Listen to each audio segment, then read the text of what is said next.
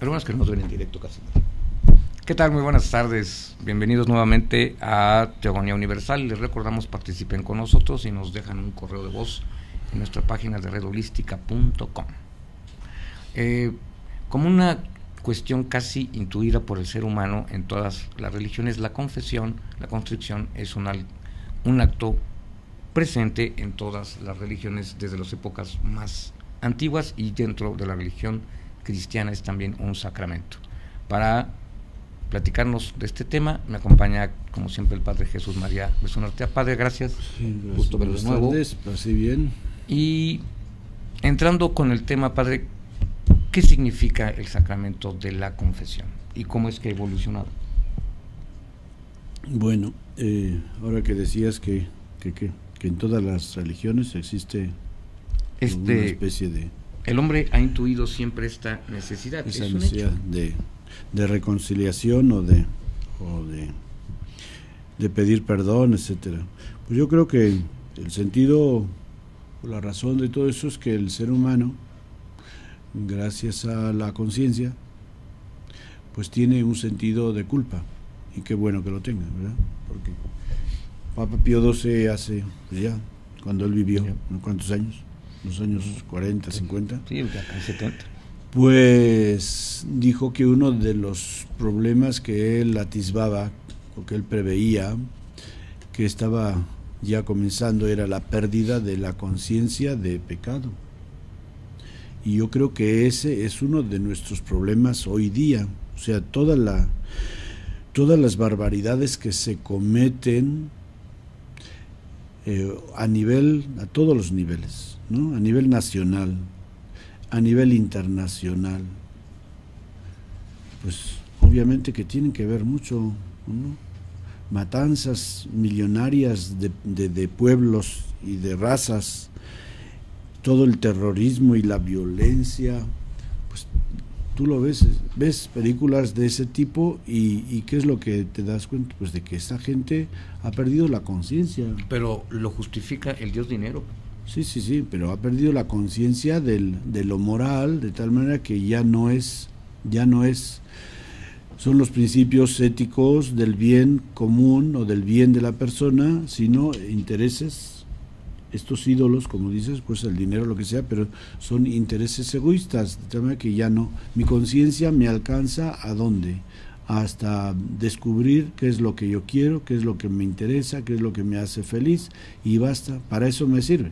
O sea, es como un espejo en el cual yo me miro y no veo lo que está detrás de mí, solamente me veo a mí mismo, no veo nada más. Es un espejo así, pues muy anormal, ¿no?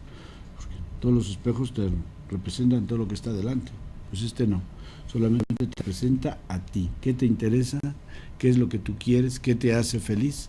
Entonces esa es una barbaridad, y entonces si perdemos el sentido de eso, pues habría que se va perdiendo, pues obviamente que ya no hay sentido de culpa. Entonces si matamos a 500 o a 1000 palestinos por 3 o 4 jóvenes israelitas que murieron, y no tenemos conciencia de que eso es una masacre y es una barbaridad, pues a ver qué esperanza nos queda, ¿verdad? Entonces, gracias a Dios que tenemos ese sentido de culpa en nuestra vida, que podemos darnos cuenta de las cosas que hacemos mal, y podemos, pues, lo más importante yo creo que no es precisamente si pides perdón o no pides perdón. Para mí es mucho más importante que tú tengas conciencia del mal que has hecho. Porque si tú pides perdón, porque tienes que pedir perdón y no te das cuenta, es que me ofendiste. Bueno, eso dices tú. Yo no veo cómo. Que sí, me hiciste sentir muy mal. Bueno, pues si así lo dices, te pido perdón. Si así lo dices, ¿qué quiere decir eso? Que yo no tengo conciencia. Entonces he perdido la conciencia, y entonces ¿de qué me sirve que me pidas perdón si tú no tienes conciencia de que me has hecho sentir mal, de que me has ofendido? La próxima vez lo vas a seguir haciendo. Pero también con respecto al sentido de la culpa, al sentido de la responsabilidad de algo, desafortunadamente el ser humano, y lo describe hasta Sigmund Freud, cae siempre en algo que se llama racionalización o justificación. Sí, soy un sátrapa allá y masacro palestinos, pero porque tengo una razón que es falsa. Es evidente que no tiene un sustento, pero la voy racionalizando. Esta es una actitud muy humana. Esto también nubla el concepto de la conciencia. O sea, ¿cómo es que el ser humano puede manejar dicha situación tan grave? Entre tener una conciencia real y el no quererla justificar o racionalizar, según Sigmund Freud. Humana, yo creo que no es humana, porque lo humano está constituido por varios elementos. O sea, no es igual humano que animal. Sí, totalmente de acuerdo. Entonces, si yo hago barbaridades y no tengo conciencia de esas barbaridades, eso no es humano, eso es animal. ¿Por qué? Porque yo como humano tengo una inteligencia, tengo una voluntad, tengo una sensibilidad, unas emociones. Todo eso es parte de mi persona. Pero el ser humano utiliza esa inteligencia para justificarlo. Sí, pero por eso, si esas facultades se han atrofiado, ya no puedo decir que son actitudes humanas, no. Es que el ser humano está perdiendo su idiosincrasia humana. Su identidad. Su identidad humana. Entonces, ¿qué? A ver, ¿qué hacemos? Pues ciertamente que es grave. Entonces, hablar de esto que quieres que hablemos hoy, pues bueno, si lo reducimos a un grupo, como supuestamente lo reducimos, como un sacramento dentro de la Iglesia católica y dentro de la Iglesia en general también, pues sí, tiene sentido, pero al referirlo así en general al ser humano, bueno, pues la confesión no solamente tiene sentido para mucha gente. Hoy mismo lo dicen también muchos católicos ante Dios, ¿no? Hoy, esta mañana me contaba una joven que vino a platicar de eso, de que había estado hablando con un amigo que es agnóstico. Digo, ¿por qué pierdes tiempo hablando con gente así? Para debatir, no se trata. Las cosas de fe no se debaten. Las cosas de fe se dialogan, se comparten, pero no debatir. ¿Por qué? Porque estamos en distintas situaciones. O sea, es como si tú y yo hablamos de México. Pues en algunas cosas podremos hablar, en otras no. ¿Por qué? Porque la situación tuya y mía, como razas diferentes, pues es distinto. La visión que tú tienes como mexicano y que yo voy a tener como extranjero es diferente. Entonces nunca podemos estar de acuerdo al 100% sobre los mismos valores. En algunas cosas podremos estar de acuerdo, en otras muchas nunca. ¿Por qué? Porque nuestra condición racial nos impide el sentir y juzgar de la misma manera a ciertos valores y acontecimientos del país. Entonces, hablar de fe con un agnóstico es perder el tiempo. Y entonces que le cuestionaba que por qué los sacerdotes pueden perdonar pecados. Digo, pues esas cosas, mira, primeramente no se platican, porque la persona que te cuestiona eso, pues la verdad que no merece la pena, ¿no? O sea, ¿por qué un policía te puede poner una multa a ti? Porque hay una ley y una institución que lo ampara para hacerlo. Pues lo mismo, con cualquier ministro de la Iglesia. Hay unas leyes, hay unas autoridades que le han delegado a esa persona para desempeñar ese servicio y se acabó. Porque la gente cuestiona, ¿y qué? ¿A poco el sacerdote es más que yo? ¿Qué es un Superman o qué? No, es un desgraciado igual que tú, pero le han dado unas facultades, no precisamente unos poderes, unas facultades al servicio de los demás, no para él. Porque para mí la mayor penitencia que tengo como sacerdote es tener que estar escuchando tantas sandeces en los confesonarios.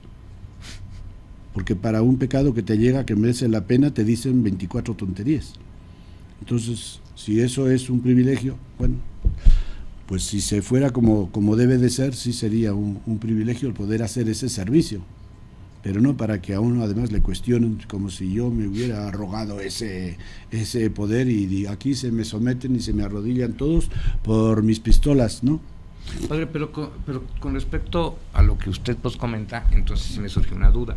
Desafortunada o afortunadamente, la delgada línea que divide el bien y el mal en la conciencia es tan variable como cada ser humano. Para mí, el que yo haya cometido tal acto es deleznable y bueno, estoy al borde de la penitencia o de aventarme por la ventana.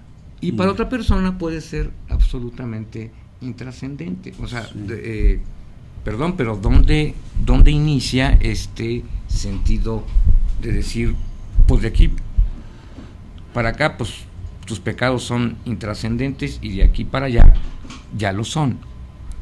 Cuando dependen del grado de conciencia de cada persona, que es tan variable como cada ser humano. No dependen del grado de conciencia de cada persona.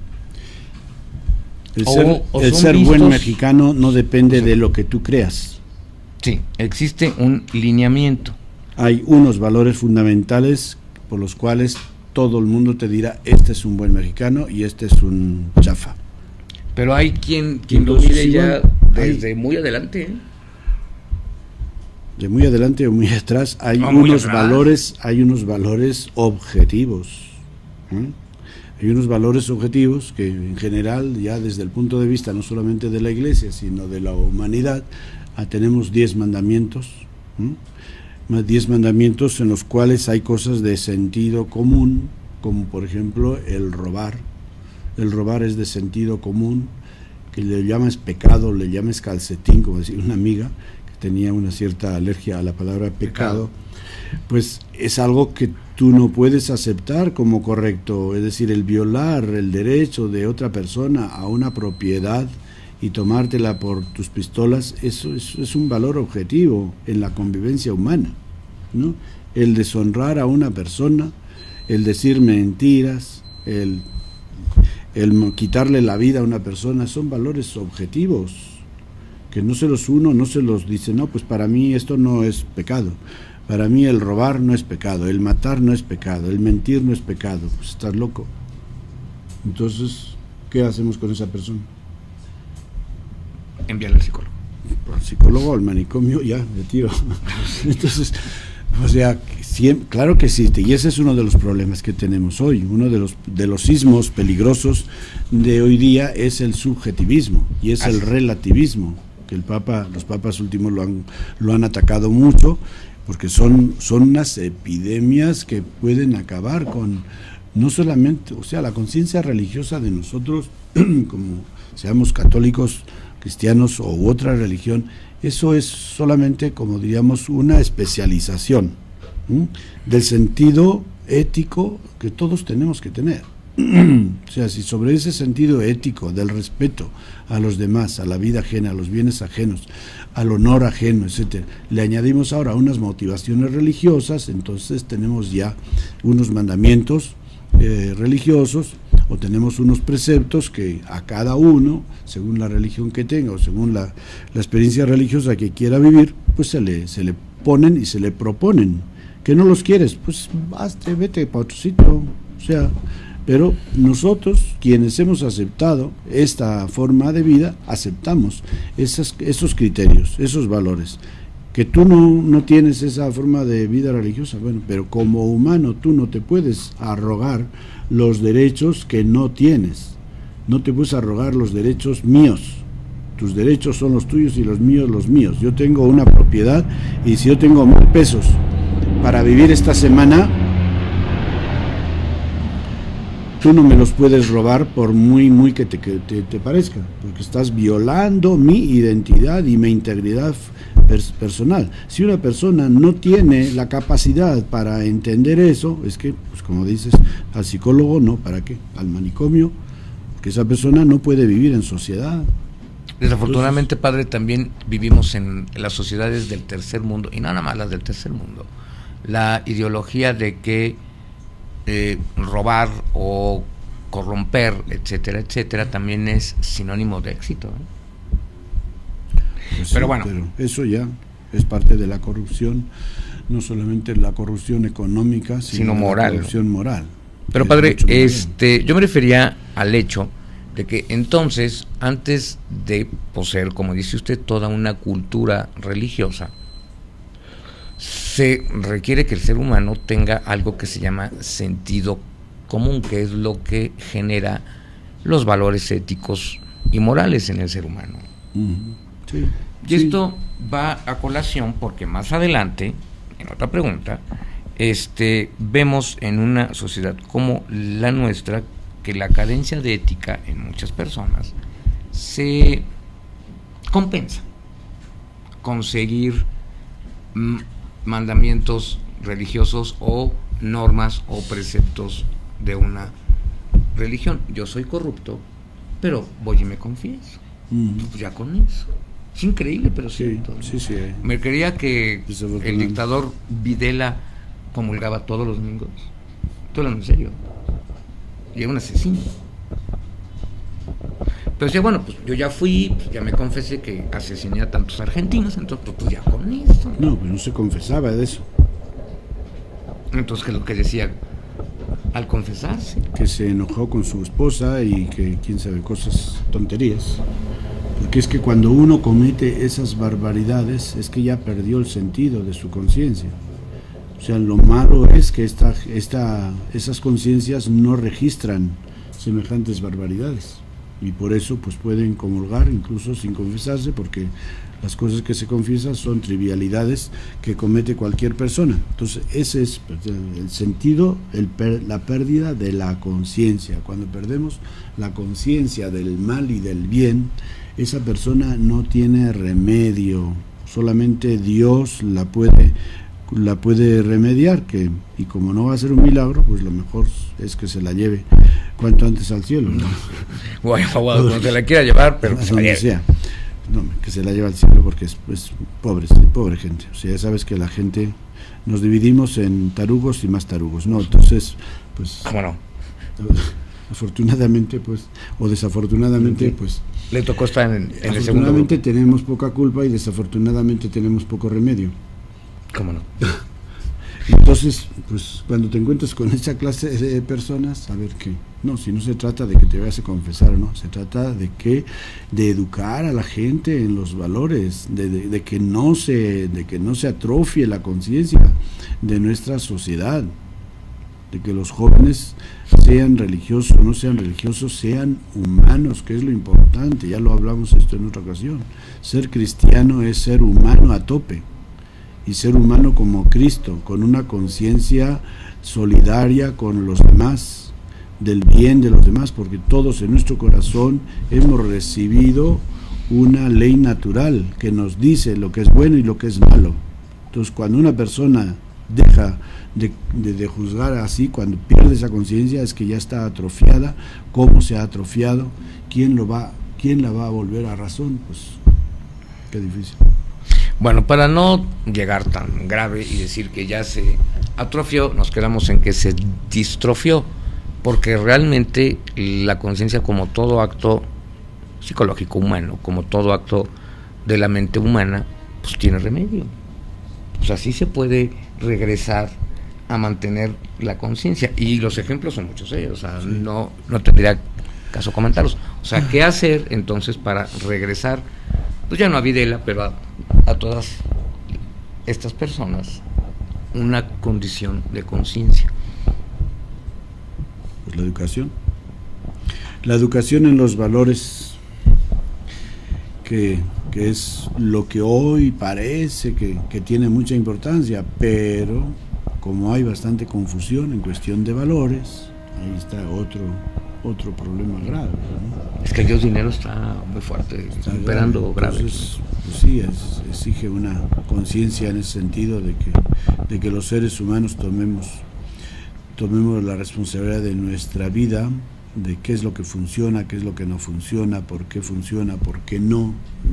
Entonces veamos cómo el ser humano debe, porque luego estamos ahí discutiendo tonterías. Bueno, para algunos no son tonterías, pero para mí, frente a todas estas barbaridades, el famoso tema de la educación sexual, ¿no? Todo el problema de la reforma educativa, igual en México que en no toda, pero una parte importante de la reforma educativa está en la educación sexual, de cómo se da la educación o la mala educación sexual, de si se respetan los derechos, los valores cristianos o no, de que si, y cuando hay otros valores, o sea, la educación sexual es solamente una parte de la educación de la persona. Entonces, en la educación sexual, en cuanto a valores, depende de la educación fundamental de la persona, de respetar la integridad de los demás, de respetar la conciencia de los demás, la vida de los demás, etcétera, y yo mismo tener una conciencia clara de qué soy yo. ¿Soy una persona o soy un animal?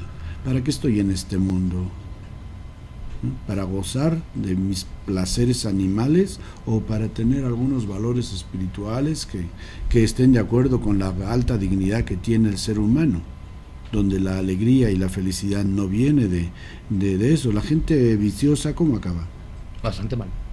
Pues acaban muertos de una, ahora que está de moda, una sobredosis, o de un tiro, o de que los atropelle a alguien, o alguna cosa de esas, o se meten en un relajo, les dan un par de cuchilladas, etcétera. Entonces vemos que eso no, o sea, ¿qué necesita el ser humano para darse cuenta de que si no hay educación en valores, la persona, que la raza humana, que sí, la raza humana, ¿qué va a ser de la raza humana? Pues ¿qué va a ser de nosotros aquí?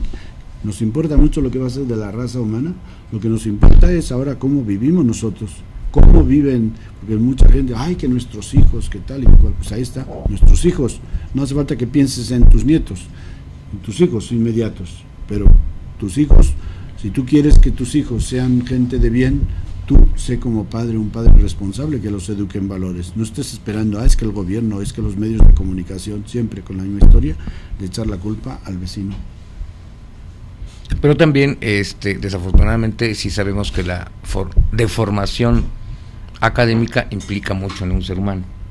Y ahorita que comentaba el hecho de la increíble importancia que se le da al sexo y a la educación sexual, es que también, véalo de este punto de vista, padre, es inocua, no compromete a nada.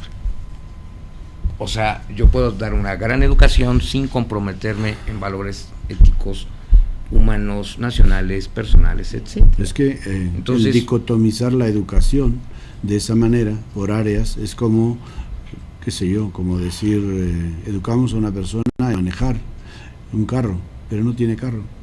Pero así el sistema educativo pues cumple con el presupuesto, ¿no? Esto es grave, o sea, yo sé que es gravísimo, pero esto es una realidad también. Pero hay otras áreas en las cuales se puede meter el presupuesto, ¿verdad? Y por ejemplo, en enseñarles a los maestros gramática, sintaxis, redacción, sí, para que los que redactan los libros de textos, como pasó, no cometan faltas de ortografía. Es que creo que la ortografía ya no existe. Ya no existe. No, ya no existe, en serio. Padre, ortográficamente regresamos en un minuto. ¿Sí sabías que ya no es